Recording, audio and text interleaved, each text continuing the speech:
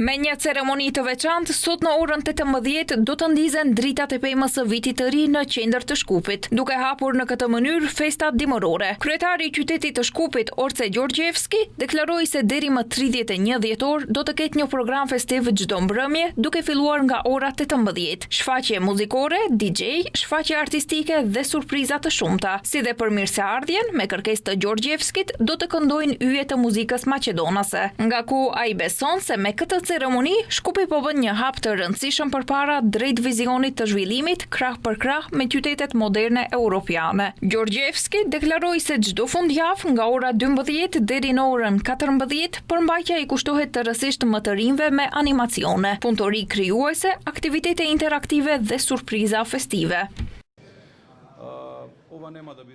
Kjo është fillimi diçkaje të re, magjike dhe emocionuese për qytetin ton. Për herë të parë në histori, Shkupi do ta pres vitin e ri 2026 me një parallë të vërtet dimërore të vitit të ri, një ngjarje që bashkon të gjitha brezat, nga më i vogli tek më i vjetri, familjet, miqtë, bashkëqytetarët. Shkupi më në fund do të tregojë se mund të jetë një qytet i bazuar, modern dhe dinamik, një qytet që i ngjan një metropoli botëror në zemër të Ballkanit.